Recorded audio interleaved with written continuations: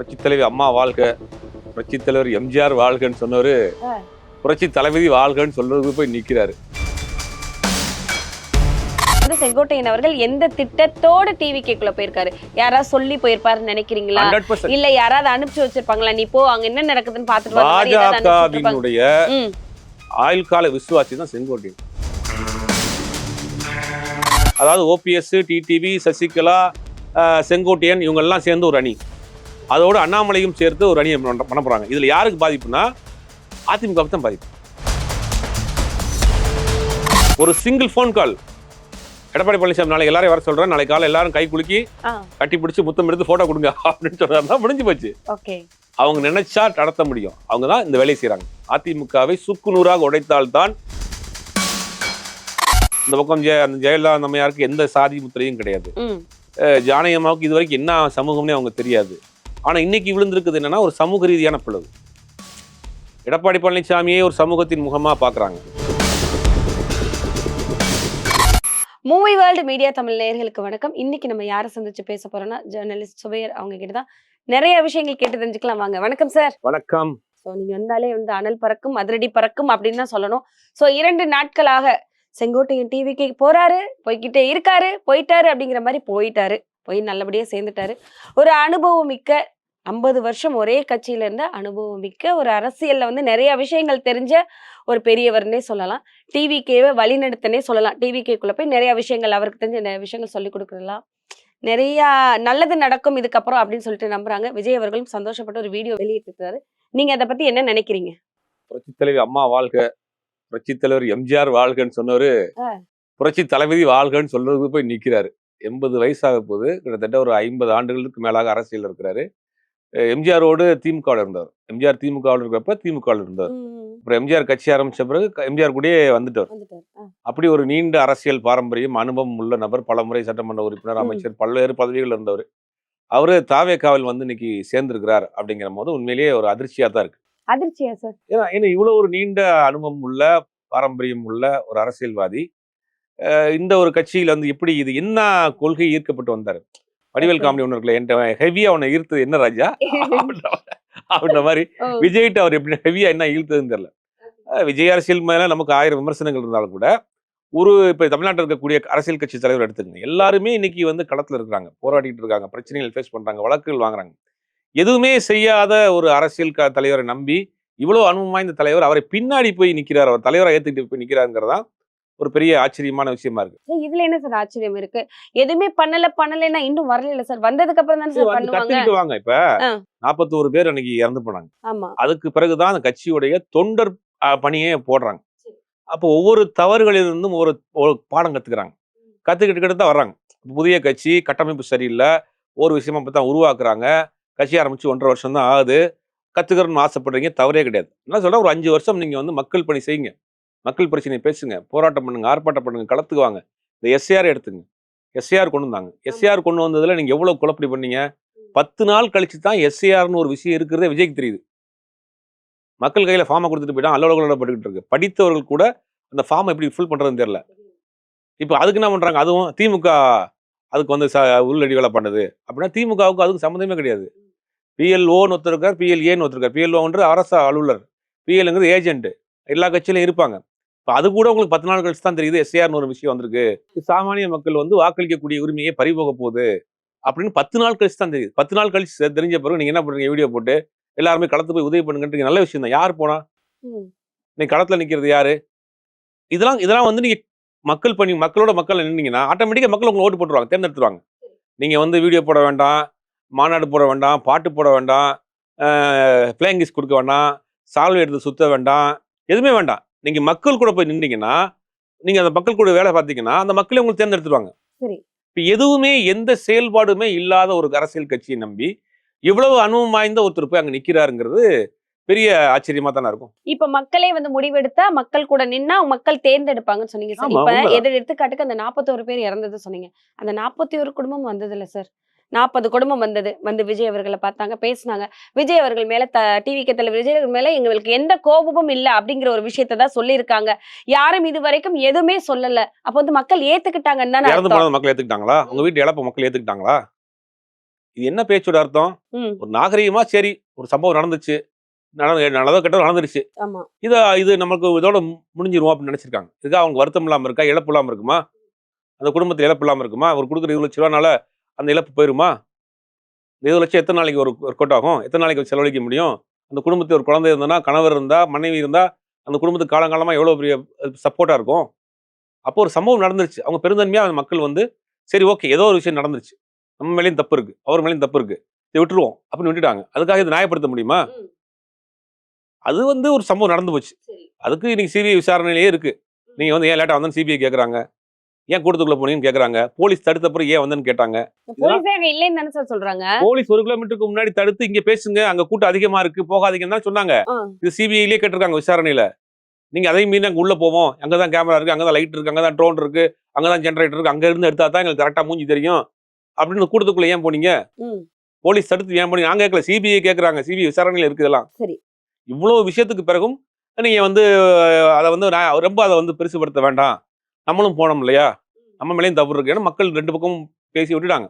அதை வந்து நம்ம நியாயப்படுத்தல. அது ஒரு இழப்பு இருந்திருக்கு. அந்த இழப்புல இருந்து என்ன பண்றீங்க? பாடம் கத்துக்கிறீங்க, கத்துக்கிட்டு தொண்டரணி போடுறீங்க. இனிமேல் கூட்டத்துக்கு வந்து தொடர் நிர்வாகியை வச்சு பாருங்க. ஒவ்வொரு விஷயத்தையும் நீங்க கத்துக்கிட்டு தான் இருக்கீங்க. அது வந்து தவறே கிடையாது.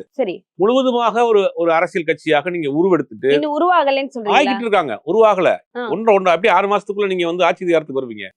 அதான் சொல்றோம். இன்னும் 6 மாசம். அப்ப இப்ப வந்து செங்கோட்டையன் அவர்கள் எந்த திட்டத்தோட டிவிக்குள்ள போயிருக்காரு? யாராவது சொல்லி போயிருப்பாருன்னு நினைக்கிறீங்களா? 100% இல்ல யாராவது அனுப்பிச்சு வச்சிருப்பாங்களா, நீ போ அங்க என்ன நடக்குதுன்னு பாத்துட்டு வா? பாஜகவினுடைய ஆயுள் கால விசுவாசி தான் செங்கோட்டையன். சம்பவம் நடந்தாலும் தெரியும், பார்த்திருப்பீங்க. பாஜக அதிமுக இருக்காரு. அந்த அம்மா மறைவுக்கு பிறகு இவருக்கு தான் முதலமைச்சராக வாய்ப்பு வருது. அப்புறம் போச்சு, அதெல்லாம் பார்த்தோம்.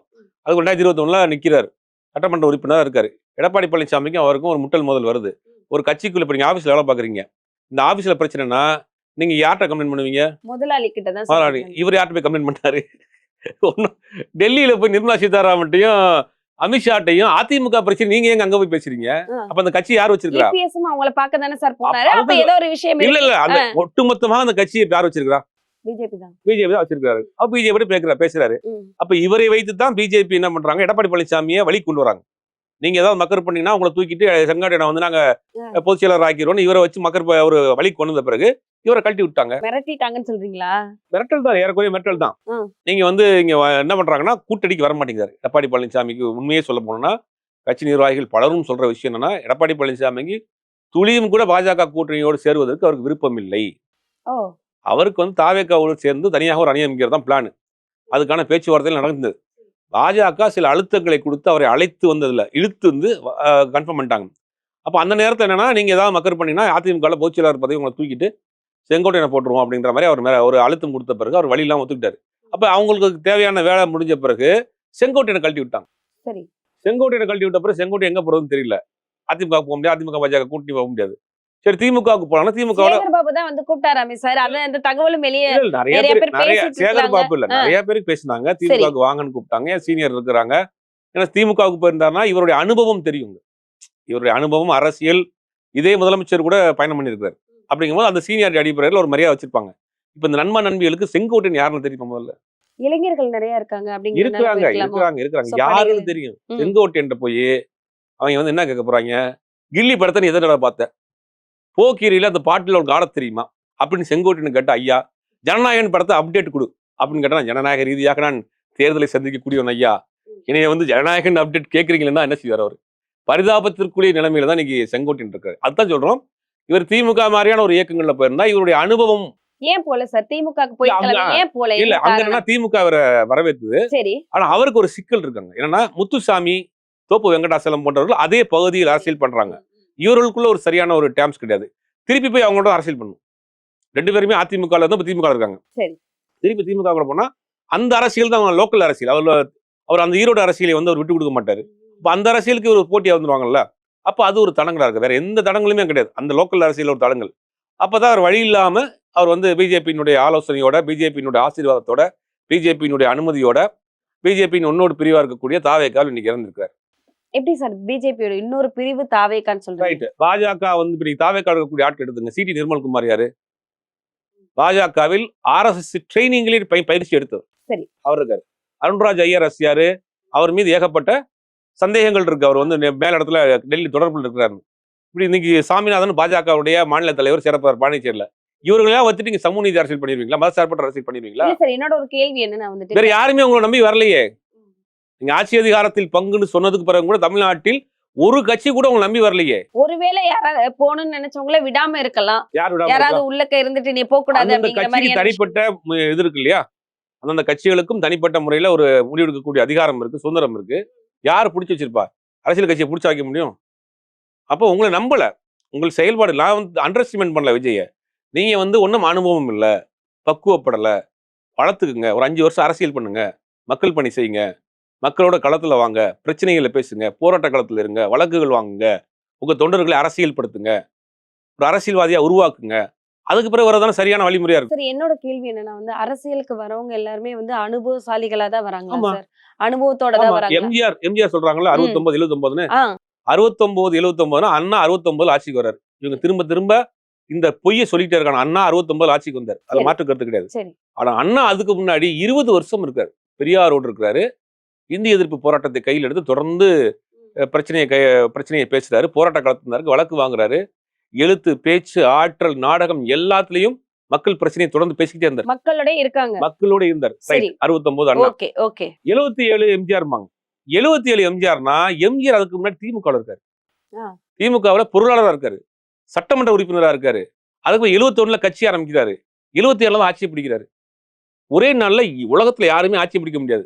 30 நாள்ல ஹிந்தி வேணா கத்துக்கலாம், 30 நாள்ல ஆட்சியெல்லாம் முடிக்க முடியாது. அது கட்டமைப்பை நீங்க முதல்ல வலுப்படுத்தணும். கட்சியினுடைய அடிப்படை ஸ்ட்ராங்கை வந்து நீங்க வந்து ஒன்று வேணா கொண்டு போகணும். வட்ட லெவல்ல இருந்து கொண்டு போகணும். வட்டத்துல நீங்க இருக்கக்கூடிய ஆட்களை சரி பண்ணணும், அதுக்கு ட்ரைனிங் கொடுக்கணும், அவங்களை அரசியல் படுத்தணும், மக்கள் பிரச்சனையை பேசணும், மக்கள் பிரச்சனைக்கு போராடணும், எல்லா மக்கள் பிரச்சனைக்கும் போய் நிற்கணும். இதெல்லாம் செஞ்சாதான் மக்கள் உங்க மேல் நம்பிக்கை வரும். அப்பதான் ஓட்டு போடுவாங்க.